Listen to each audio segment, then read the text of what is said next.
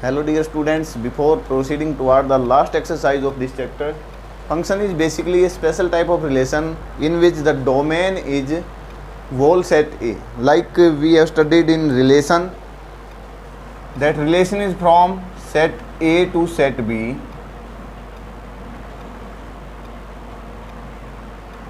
The way or the manner in which the elements of A are related to elements of B, that is known as relation. But in function, it is a special type of relation in which each and every element of A has a single image in B. और हम कह सकते हैं, जब हम बात करेंगे domain की और रेंज की, डोमेन हमारी यहाँ आती थी, सेट A से डोमेन आती थी हमारे पास, सेट B से हमारे पास रेंज आती थी। और यदि हम डोमेन की बात करें, डोमेन क्या हो, पूरा का पूरा सेट हो, डोमेन क्या हो, पूरा पूरा सेट A यदि डोमेन है हमारा, यानी कि A में कोई भी एलिमेंट ऐसा नहीं है जिसकी एक इमेज एग्जिस्ट ना करती हो सेट B में। और वो इमेज क्या होनी चाहिए, यूनिक होनी चाहिए। मीन्स यहाँ से सारे के सारे एलिमेंट, सपोज करो 1 2 3 है, 1 2 3 से अगर हम देखें सारे के सारे एलिमेंट यहाँ रिलेटेड हों तो ये हमारा फंक्शन है। मीन्स कोई भी एलिमेंट यदि लेफ्ट आउट है तो वो सेट बी में हो सकता है, पर वो ए के अंदर नहीं होना चाहिए। फंक्शन के अंदर ए के सारे एलिमेंट वहाँ पर रिलेटेड होने चाहिए। और ये भी हो सकता है कि किन्हीं दो एलिमेंट की वहाँ पर एक कॉमन इमेज हो। जैसे कि यदि हम कहें एक फंक्शन है f(x) = x², तो यहाँ पर -1 के लिए भी 1 और 1 के लिए भी 1, -2 के लिए भी 4 और 2 के लिए भी 4। ये एक फंक्शन है, लेकिन ऐसा नहीं होना चाहिए कि इधर से a b c हम एलिमेंट लें, इधर से x y z एलिमेंट लें, तो x के लिए भी a है और y के लिए भी प्री इमेज a है। ये फंक्शन नहीं होगा। मीन्स यूनिक इमेज होनी चाहिए for each and every element of set A, unique image. यहाँ देखें हम -1 की एक इमेज है, 1 की भी एक ही इमेज है। मतलब हम यहाँ से हमने देखना है यहाँ पर जो एलिमेंट है उनकी इमेज 1 होनी चाहिए, उनकी इमेज 2 नहीं होनी चाहिए। यहाँ देखें हम A की इमेज कितनी है, 2 इमेज एग्जिस्ट करती हैं, तो यूनिक इमेज नहीं रही, इसलिए ये फंक्शन नहीं है। अब हम बात करते हैं आगे real valued function and real function. Real valued और रियल फंक्शन क्या हैं? यदि हमारे पास जो रेंज आएगी, रेंज या तो R हो, R मीन्स रियल नंबर हो, या रियल नंबर का कोई एक सबसेट हो, वहाँ यदि जो रेंज है उसमें रियल वैल्यूज सारे के सारे रियल नंबर आते हैं या रियल वैल्यूज का कोई एक सबसेट वो आ जाए, तो वो हमारा रियल वैल्यूड फंक्शन होगा। रियल वैल्यूड फंक्शन मीन्स उस फंक्शन की वैल्यू जो हमारे पास आएगी वो वैल्यू हमें रियल प्राप्त होगी। और रियल फंक्शन क्या है कि वहाँ रेंज तो रियल होनी चाहिए, उसके साथ साथ हमारा जो डोमेन है वो भी रियल नंबर्स हों। चाहे तो वो पूरे के पूरे रियल नंबर हो सकते हैं या उसका रियल नंबर का कोई सेट हो सकता है। मीन्स लाइक पॉजिटिव नंबर हो सकते हैं, उनमें से नेगेटिव नंबर हम ले सकते हैं, उनमें से हम होल नंबर ले सकते हैं। तो इस प्रकार से यदि हमारे पास रेंज और डोमेन दोनों ही रियल हों तो उसको कहेंगे हम रियल फंक्शन। उसमें से यदि एक रेंज अकेली रियल वैल्यू हो रेंज की, तो वो हमारा होगा रियल वैल्यूड फंक्शन। अब बात करते हैं आइडेंटिटी फंक्शन की। अब आगे चलते हैं हम इसमें। जो ये फंक्शन है रियल फंक्शन, इनकी कुछ टाइप्स यहाँ पर हम देखते हैं दी हुई हैं। उन टाइप्स में जो सबसे पहली है वो आइडेंटिटी फंक्शन है। फंक्शंस को डियर स्टूडेंट हम डिनोट करते हैं स्मॉल f से। जैसे हम रिलेशन को डिनोट करते थे कैपिटल R से, तो फंक्शन को हम f से डिनोट करते हैं और यहाँ पर x लिखते हैं। मीन्स यहाँ फंक्शन के अंदर भी हमारे को क्या मिलेंगे, ऑर्डर्ड पेयर्स मिलेंगे। और ऑर्डर्ड पेयर्स में x क्या है, फर्स्ट एलिमेंट है किसी ऑर्डर्ड पेयर का, और x के ऊपर वैल्यू डिपेंड करती है y की। और इस ऑर्डर्ड पेयर के अंदर x क्या है, फर्स्ट एलिमेंट है और y सेकंड एलिमेंट है यहाँ पर। तो ये f(x) क्या है यहाँ पर, y। मीन्स f(x) की जो भी वैल्यू होगी वो वैल्यू क्या होगी, वो वैल्यू y की होगी। अब यहाँ पर अगर हम x को देखें और y को देखें, y की वैल्यू डिपेंड करती है x के ऊपर, यानी y तो डिपेंडेंट है और x की वैल्यू क्या है यहाँ पर, इंडिपेंडेंट है। मीन्स x की वैल्यू हम लेंगे कहीं से, उसकी जो वैल्यू लेंगे, वैल्यू चेंज करते ही y की वैल्यू ऑटोमेटिकली चेंज हो जाएगी। अब यहाँ पर फंक्शन की बात करें हम, तो फंक्शन क्या हो सकता है, फंक्शन हो सकता है f(x) = x, f(x) = 2x, f(x) = 1/x, f(x) = x²। इस प्रकार से बहुत सारे फंक्शन हो सकते हैं। f(x) = x³ - 3x² + x। ये कुछ फंक्शन हमने यहाँ पर लिए हैं। हम बात कर रहे थे आइडेंटिटी फंक्शन की। आइडेंटिटी फंक्शन मीन्स यदि आइडेंटिटी फंक्शन को हम राइट डाउन करें तो f(x) = x ऐसा आइडेंटिटी फंक्शन होगा। मीन्स यहाँ पर जो वैल्यू हम लेंगे फंक्शन के अंदर, उस फर्स्ट एलिमेंट ऑर्डर्ड पेयर का फर्स्ट एलिमेंट क्या हो, सेकंड एलिमेंट के इक्वल हो, तो उसे हम कहते हैं आइडेंटिटी फंक्शन। और यदि ग्राफ की बात करें, इस आइडेंटिटी फंक्शन का ग्राफ जो हमारे पास बनेगा, वो ग्राफ बनेगा इस प्रकार का, स्ट्रेट लाइन होगी और जो पासिंग थ्रू ओरिजिन, ये हमारा x एक्सिस है, ये y एक्सिस है। मीन्स हमने यदि 1 वैल्यू ली x की, तो हमारे पास y की वैल्यू भी 1 ही होगी। इसको यहाँ देखें हम, अगर हम वैल्यू लें 2 तो y की वैल्यू भी 2 होगी। यदि हम x की वैल्यू नेगेटिव लें तो y की भी as it is same negative value आ जाएगी। फिर हम बात करते हैं कांस्टेंट फंक्शन की। कांस्टेंट फंक्शन मीन्स यदि हम फंक्शन को लिखें यहाँ पर और वो इक्वल टू c कोई कांस्टेंट वैल्यू है उसके रहे, मीन्स x की वैल्यू हम कुछ भी रखते जाएं, y की वैल्यू हमेशा फिक्स रहेगी। तो यहाँ यदि हम x की वैल्यू रखते हैं 7, y की वैल्यू 3, x की वैल्यू हमने रखी 8 तब भी 3, हमने x की वैल्यू -2 रखी तब भी 3, मीन्स y की value will always be a constant term. इसको बोलते हैं कांस्टेंट फंक्शन। और इस कांस्टेंट फंक्शन का यदि हम ग्राफ ड्रॉ करें तो ग्राफ हमारा आएगा 1 2 3। ये हमने 1 2 3 लिख लिया y की वैल्यू, और इधर x की वैल्यूज़ हैं, इधर पॉजिटिव वैल्यूज़ हैं, इधर नेगेटिव वैल्यूज़ हैं। अगर इसी की बात करें हम c को, यदि हम माने कि 3 है ये, तो c हमारे पास 3 का मीन्स ये एक स्ट्रेट लाइन हो जाएगी पैरेलल टू x। ये वाला ग्राफ होगा कांस्टेंट फंक्शन का। उसके बाद बात करते हैं पॉलिनोमियल फंक्शन की। पॉलिनोमियल फंक्शन मीन्स, पॉलिनोमियल आपने पढ़ा है, पॉलिनोमियल के अंदर क्या होती हैं, ट्रम्स होती हैं, मोर देन 1 ट्रम्स। तो पॉलिनोमियल फंक्शन हमारा इस प्रकार से लिखा जाएगा,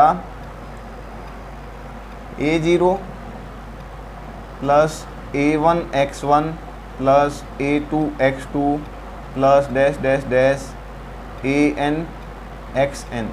अब यहाँ पर n क्या है हमारा, n हमारा है non negative integer. Non negative integer है मीन्स नेगेटिव वैल्यू नहीं होगी, और इंटीजर मीन्स होल नंबर होगा यहाँ पर हमारे पास। अगर इसका एग्जांपल यहाँ लिखें हम, इस प्रकार से हमारा एग्जांपल हो सकता है f(x) = x² - 2x + 7।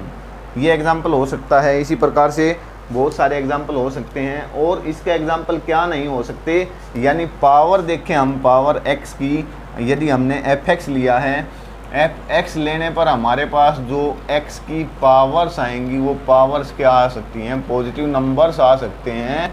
और कई बार यहाँ पर क्या हो सकता है, कांस्टेंट वैल्यू भी आ सकती है। मीन्स x की पावर वहाँ कितनी हो जाएगी, 0। नेगेटिव नहीं आ सकता पावर के अंदर, और रैशनल नंबर्स नहीं आ सकते। पॉलिनोमियल जो फंक्शन है हमारा, उस पॉलिनोमियल फंक्शन का हम ग्राफ देखते हैं। एक हमारा, हम एज्यूम करते हैं हमने एक पॉलिनोमियल फंक्शन लिया है f(x) = x²। ये पॉलिनोमियल फंक्शन हमने ले लिया। तो इस पॉलिनोमियल फंक्शन का यदि ग्राफ ड्रॉ करना हो हमने, तो ग्राफ सिंपली क्या होगा, ये x है, ये y है। अब देखिए, हम x की वैल्यू क्या ले सकते हैं, रियल वैल्यूज़ लेनी हमने, पॉजिटिव नंबर ले सकते हैं, हम नेगेटिव नंबर ले सकते हैं, हम 0 भी ले सकते हैं x की वैल्यू। यदि हमने x की वैल्यू यहाँ 0 रखी तो 0 का स्क्वायर 0, मीन्स हमारे पास ये पॉइंट आएगा। हमने x की वैल्यू 1 रखी तो यहाँ पर 1 रखने के बाद 1 का स्क्वायर 1 आ जाएगा, 2 रखी 4, 3 के बाद 9, 4 का 16, इस प्रकार से आएंगी। और यदि इसकी नेगेटिव वैल्यू रखें तब भी ये स्क्वायर क्या करेगा, उस नेगेटिव वैल्यू का वो जो रिजल्ट है उसको पॉजिटिव बना देगा। तो इस प्रकार से हमारा ग्राफ यहाँ पर बनेगा, ये एक पैराबोला टाइप का ये ग्राफ होगा इसका f(x = x²। यदि हम x क्यूब का ग्राफ लें तो x क्यूब का ग्राफ यहाँ लिखते हैं f(x =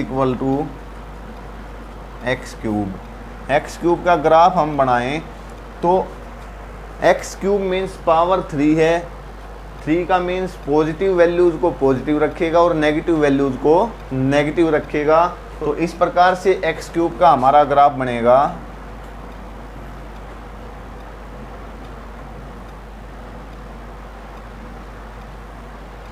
ये ग्राफ बन जाएगा हमारा x क्यूब का।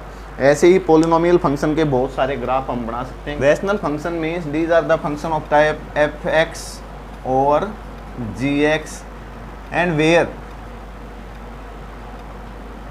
g(x) is not equal to 0। Like यहाँ पर इसका ग्राफ का एक एग्जांपल लें हम, तो फंक्शन हम इस प्रकार से ले सकते हैं f(x = 1/x)।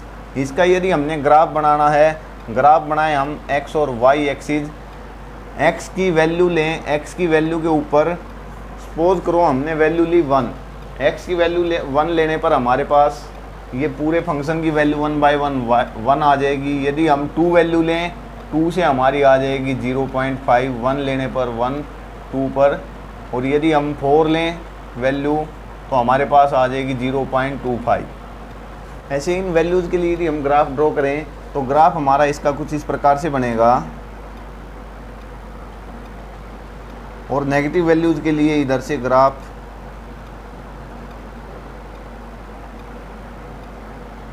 ऐसे बनेगा। मीन्स जितनी x की वैल्यू हम मैक्सिमम करेंगे तो y will tends to be 0, और x की वैल्यू हम मिनिमम रखेंगे तो y की वैल्यू हो जाएगी हमारे पास मैक्सिमम।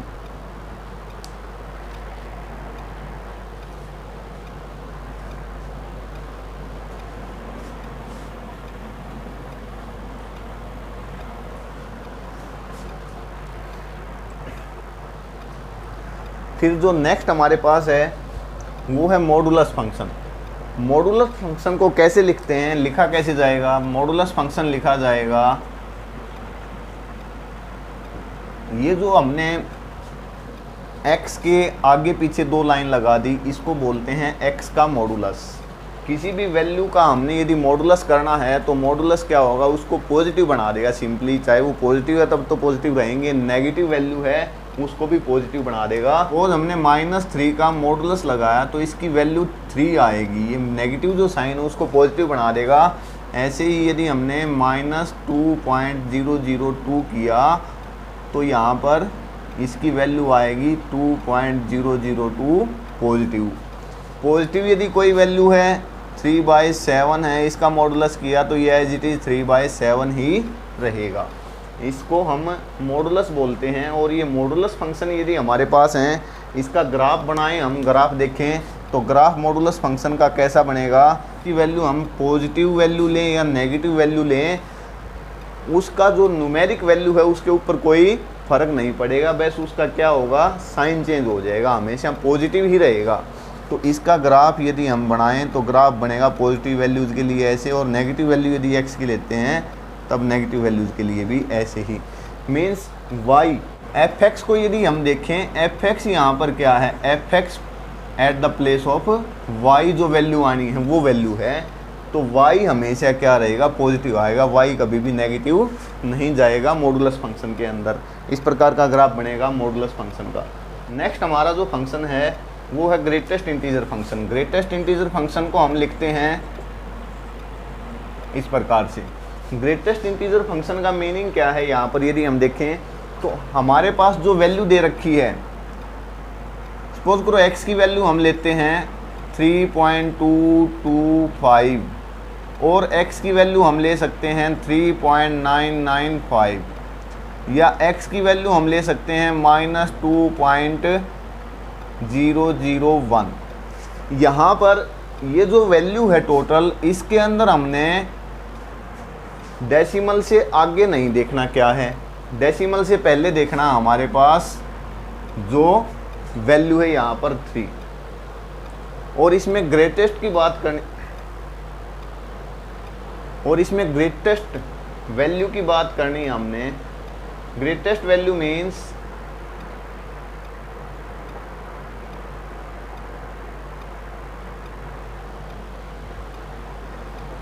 और इसके अंदर ग्रेटेस्ट वैल्यू की बात करनी हमने। ग्रेटेस्ट वैल्यू मीन्स हमारे पास ये नंबर लाइन है,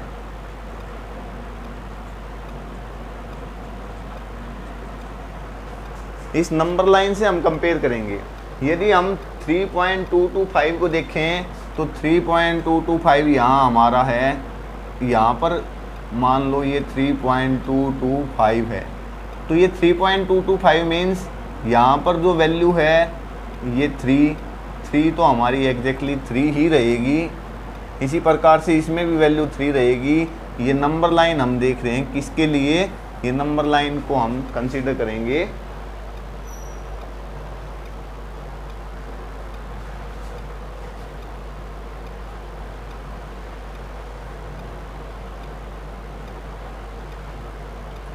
ये नंबर लाइन को हम देख रहे हैं किसके लिए, नेगेटिव नंबर्स के लिए। यहाँ देखो हमने 3 की वैल्यू 3.25, अगर यहाँ बात करें 3.995 की तो वो यहाँ से आना है 3.995, उसके लिए भी हमने क्या लिया, 3 को लिया है। इसी प्रकार से यदि हम 2.001 लें तो इस 2.001 मीन्स 2 से थोड़ी सी और छोटी वैल्यू हमने लेनी है और ये इधर होगी। तो यहाँ हम जैसे इधर 0 से उधर, तो यहाँ हम जैसे 0 से टुवार्ड्स राइट के जितने भी नंबर थे उनके लिए हम क्या कर रहे थे, लेफ्ट की तरफ देख रहे थे, कौन सा वहाँ पर ग्रेटेस्ट इंटीजर है वो हमने लिखना था। तो यहाँ इस नेगेटिव नंबर में हमने क्या करना है, टुवार्ड्स 0 ही जाना है। वहाँ भी टुवार्ड्स 0 जाना था, यहाँ भी टुवार्ड्स 0 जाना है। तो इससे पहले क्या है, ये -2 है हमारा। इसी प्रकार से यदि हम देखें -0.5 के अंदर, -0.5 के अंदर यहाँ से ये वैल्यू आएगी और यहाँ हम -1 नहीं लेंगे, इधर भी टुवार्ड्स 0 जाएंगे तो इसकी वैल्यू भी क्या आएगी, 0, और इसकी वैल्यू क्या आनी थी, -2। ये ग्रेटेस्ट इंटीजर फंक्शन कहलाते हैं। और ग्रेटेस्ट इंटीजर फंक्शन का हम ग्राफ देखते हैं कैसे बनेगा। 0.001 से लेकर 0.9999 तक की जितनी वैल्यू रहेंगी वहाँ पर हमारी वैल्यू आएगी फंक्शन की 0। नेगेटिव के लिए हम देखें यहाँ पर इस प्रकार से ये वैल्यूज यहाँ रहेंगी, ये हमारा ग्राफ बनेगा।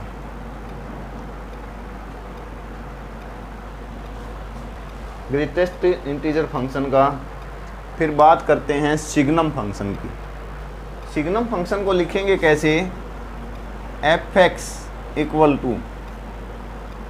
1 if x is greater than 0, 0 if x is equal to 0, -1 if x is less than 0।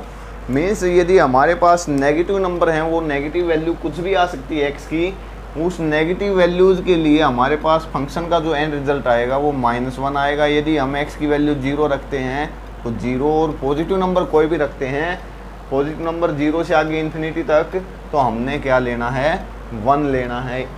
ये ऐसे फंक्शन हैं जिसमें ब्रेकिंग दे रखी होती है कि हम यदि x की वैल्यू इतना लें तो ये वैल्यू आएगी, उससे आगे लें तो इतनी वैल्यू आएगी। ऐसे फंक्शन को हम सिग्नम फंक्शन बोलते हैं। और यदि इस फंक्शन के ग्राफ की हम बात करें तो ग्राफ इसका इस प्रकार से बनेगा।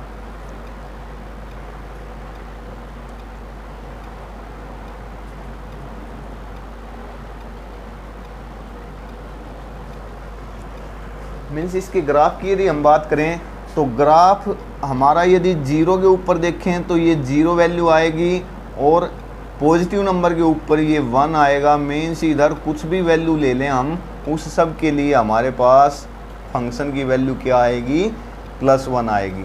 और नेगेटिव वैल्यू कुछ भी x की हम लें उसके लिए हमारे पास ये -1 आएगा। ऐसा ग्राफ बनेगा सिग्नम फंक्शन का। अब हम एक्सरसाइज देखते हैं 2.3। बहुत इजी एक्सरसाइज है और लास्ट एक्सरसाइज है इस चैप्टर। तो आइए स्टूडेंट्स एक्सरसाइज 2.3 के क्वेश्चंस देखते हैं। फर्स्ट क्वेश्चन है वहाँ उसने 3 हमारे को रिलेशन दे रखे हैं और हमने बताना है इनमें से कौन से रिलेशन फंक्शन हैं और कौन से नहीं हैं। फंक्शन हैं तो वो फंक्शन क्यों हैं और उनकी डोमेन एंड रेंज भी हमने बतानी है। अब देखें इसका जो फर्स्ट पार्ट है,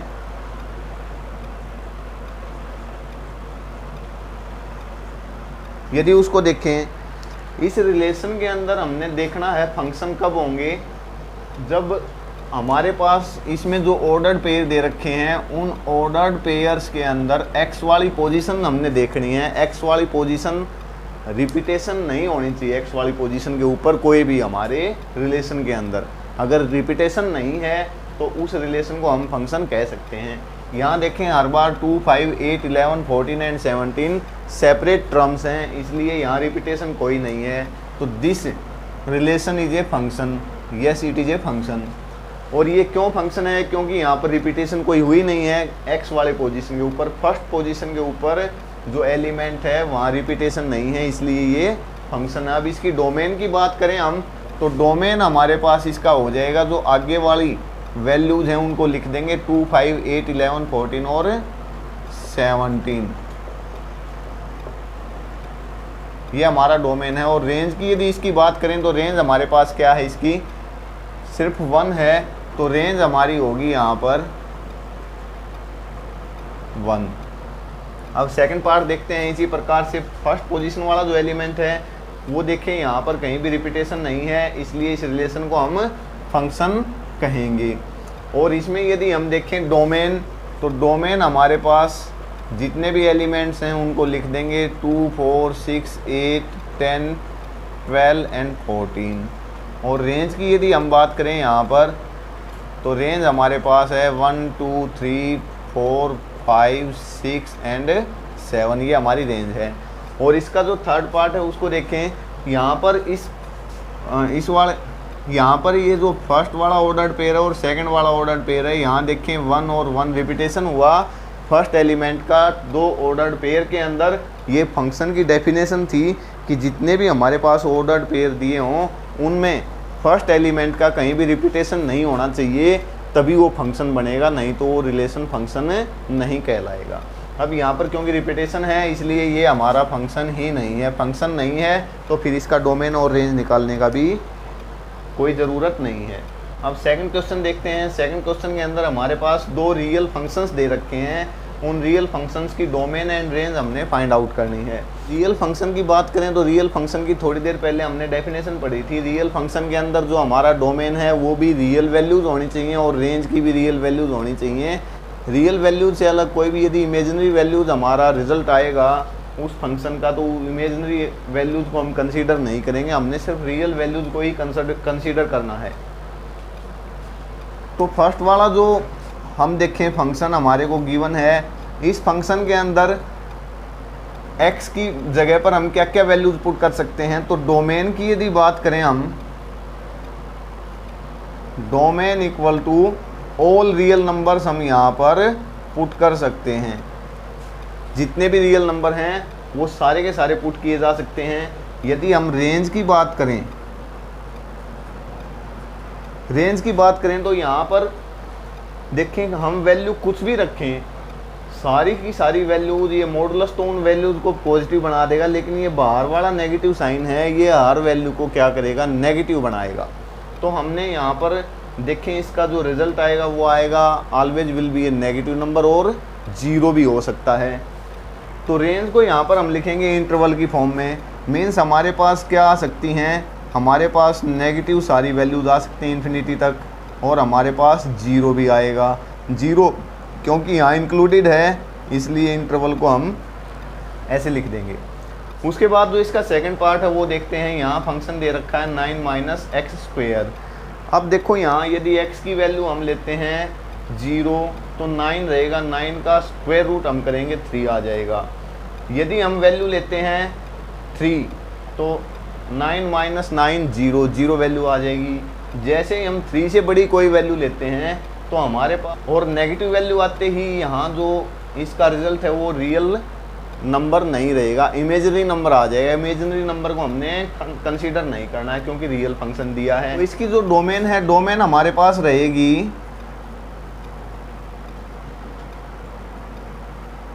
x such that -3 less than equal to x and less than equal to +3। ये तो हमारी डोमेन है। और रेंज की बात करें, रेंज को हम इंटरवल में लिखेंगे। रेंज हमारे पास यहाँ मिलेगी, इंटरवल के अंदर लिख देते हैं 0 से और 3 के बीच में। 0 भी हो सकती है और 3 भी हो सकती है। ये हमारी यहाँ रेंज रहेगी सेकंड पार्ट की। अब जो थर्ड इसका क्वेश्चन है वो देखते हैं। एक फंक्शन दिया है f(x = 2x - 5). Write the values of function if we put 0 at place of x, 7 at place of x and -3 at place of x। तो ये हम सोल्व करते हैं। f(x = 2x - 5), f0 सिंपली हमने करना क्या है, x की जगह 0 रख देंगे। 2 × 0 - 5 = -5। f7 means 2 × 7 - 5 9। और f-3 मीन्स 2 × -3 - 5 = 2 3 -6 और -5 के 11।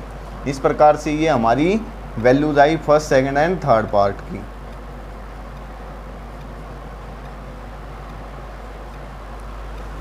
नेक्स्ट क्वेश्चन देखते हैं, फोर्थ क्वेश्चन। यहाँ पर एक फंक्शन दिया है, t फंक्शन दिया है, और उस फंक्शन में क्या है, डिग्री सेल्सियस से डिग्री फ़ारेनहाइट के अंदर हमने टेम्परेचर की कैलकुलेशन करनी है। मीन्स सेल्सियस में दे रखा होगा, सेल्सियस में वैल्यू पुट करेंगे और हमारे पास डिग्री फ़ारेनहाइट आ जाएगा। TC = 9C/5 + 32। अब इसका जो दिए, इसने 4 पार्ट दिए हैं। यहाँ पर फर्स्ट पार्ट में कहता है T0 हमने फाइंड आउट करना है। हम यहाँ लिखेंगे TC 9C/5 + 32। और यहाँ लिखेंगे T0 क्योंकि हमने 0 के ऊपर फाइंड आउट करना है। First part = 9 × 0/5 + 32 = 32 degree Fahrenheit. Second part है इसका। सेकंड पार्ट में हमने फाइंड आउट करना है T28। तो यहीं पर हम 0 जहाँ रखा था वहाँ 28 रख देते हैं। तो ये हमारा आएगा 9 × 28/5 + 32। इसको सोल्व करेंगे। 28 की टेबल 9 तक जाएगी। 252/5 + 32। अब 5 एलसीएम लेंगे तो 5, 252, 32 जा 32 5 जा 32 5 जा 160 = 214/5 डिग्री फ़ारेनहाइट। अब इसका जो थर्ड पार्ट है, वो थर्ड पार्ट में हमने फाइंड आउट करना है T-10 के ऊपर। यदि सेल्सियस में -10 डिग्री सेल्सियस है तो फ़ारेनहाइट के अंदर क्या वैल्यू होगी, इसको -10 रखेंगे। C की जगह 9 × -10/5 + 32। 5 2 जा = -18 + 32 =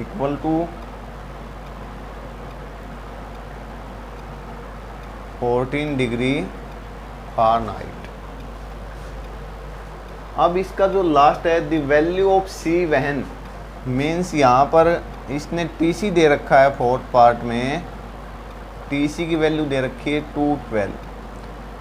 तो हमारे पास जो फंक्शन है यहाँ, इस फंक्शन में TC की जगह रख देंगे 212 = 9C/5 + 32। हमने C की वैल्यू यहाँ फाइंड आउट करनी है। 32 को इधर लेके आएंगे, सब्ट्रैक्ट हो जाएगा। तो 212 - 32 9C/5। ये सब्ट्रैक्ट होने के बाद इधर से आएगा 180।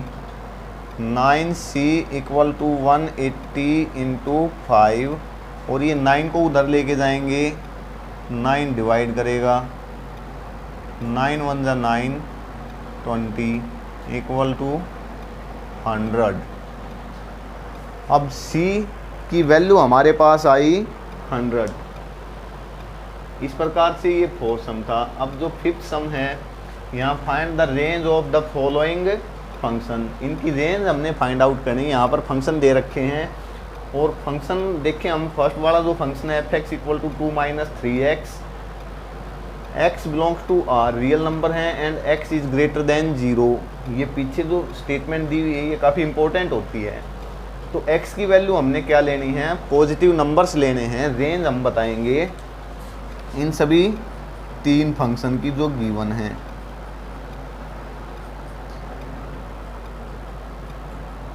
फर्स्ट वाला दे रखा है 2 माइनस 3x और x की वैल्यू हमने पॉजिटिव लेनी है, 0 से बड़ा लेना है कोई भी नंबर। इसमें थोड़ा सा यहाँ देखें, 0 से हमने तो बड़ा लेना है, लेकिन यदि हम 0 लेते तो ये पूरी वैल्यू 0 हो जाती और इस फंक्शन की वैल्यू 2 आ जाती। अब 0 से थोड़ा सा बड़ा लेंगे, थोड़ा सा बड़ा लें तो 0.000001 ऐसा हो सकता है। 0.00001 करें, ये हमने लिया 2 माइनस 3 इंटू 0.001, तो ये हमारे पास आया 2 माइनस 0.003 और 2 में से इतना सब्ट्रैक्ट होगा तो हमारे पास आ जाएगा 1.997। जैसे हमने ये वैल्यू ली, इससे ये वैल्यू 2 से कम रही और वैल्यू और कम होती चली जाएगी। एक स्टेज ऐसी आएगी जो वैल्यू नेगेटिव आएगी। तो यहाँ अगर इसकी रेंज की बात करें हमारे पास, तो रेंज क्या होगी, रेंज नेगेटिव वैल्यूज आएंगी सारी की सारी और आगे कहाँ तक आएंगी, 2 से जस्ट पहले तक आएंगी। तो ये इंटरवल हम यहाँ पर बना देंगे -∞ से 2। और सेकंड पार्ट इसका देखें, सेकंड पार्ट के अंदर फंक्शन दिया है x² + 2x is a real number. Real number हमारे पास है तो रियल नंबर यहाँ रखेंगे हम, स्क्वेयर है ये, पॉजिटिव वैल्यू रखें या नेगेटिव वैल्यू रखें, हमेशा क्या आएगी, पॉजिटिव वैल्यू आएगी। 0 रखने पर 2 आ सकता है, लेकिन उससे ऊपर वैल्यू जाएंगी, 2 से कम नहीं हो सकती कभी भी, 2 तो रहेगा, 2 से आगे सारी की सारी पॉजिटिव वैल्यू। तो इसकी जो रेंज है सेकंड वाले पार्ट की, वो रेंज के अंदर हमारे पास 2 इंक्लूडेड है और 2 से आगे इन्फिनिटी तक वैल्यूज यहाँ पर रहेंगी। थर्ड वाला जो पार्ट है, इसमें f x equal to x दिया, मीन्स आइडेंटिटी फंक्शन है। यहाँ एक्स की वैल्यू जो भी रखेंगे फंक्शन की वही वैल्यू हमें प्राप्त होगी। तो x is a real number है, रियल नंबर यहाँ रखेंगे हम, डोमेन रियल नंबर होगी तो रेंज भी जो वैल्यू हम रखेंगे वही वैल्यू हमारे को वापस मिल जाएगी। तो अगर डोमेन इसकी रियल नंबर है तो रेंज भी क्या होगी, रियल नंबर।